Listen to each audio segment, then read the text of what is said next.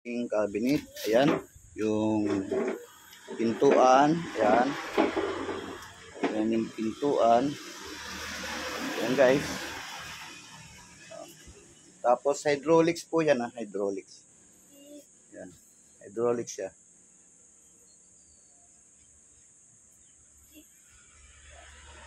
Lahat po yan hydraulics.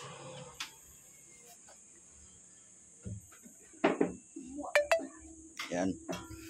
So ito, hydraulics yan. Ayan yung buka. Buka talaga, di ba?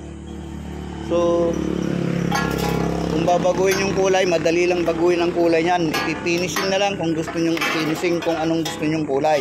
So, iyan ay pwede pang patungan, no? Mas maganda dyan kung puti, no?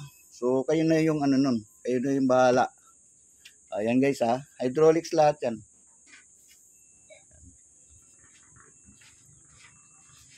Ito yung riser niya.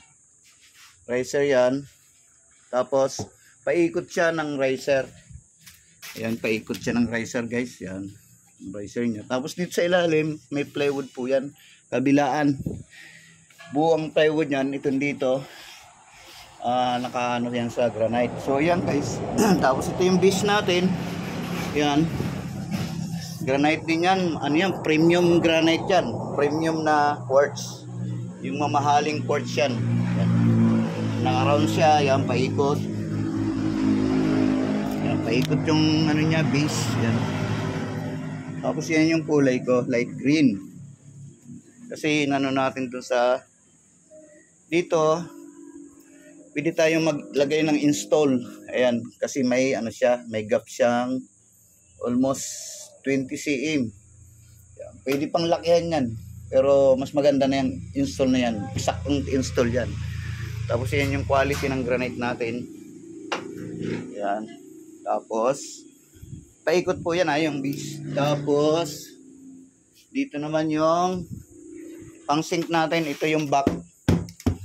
Ito yung tapat ng sink. Nasa center po yan Tapos ito rin yung ano yung ating cabinet. Yan. So, totaling may naka-porcel yan guys Totaling naka-porcel yan. Ayan. Apat din yung pinto dito. Tapos, ayan yung center. Yan yung bukas ng ano ng pintuan natin. Yan. So, yan ang kulay. Hydraulics din yan. Ito hindi mabubuksan gawa ng nakaano dito. So, ganito rin yan. Yan. Hydraulics din yan guys. So, kung sino makakabili, papalitan ko pa tong ano niya. Hand ng pintuan. So, yan naka-base din siya ng paikot.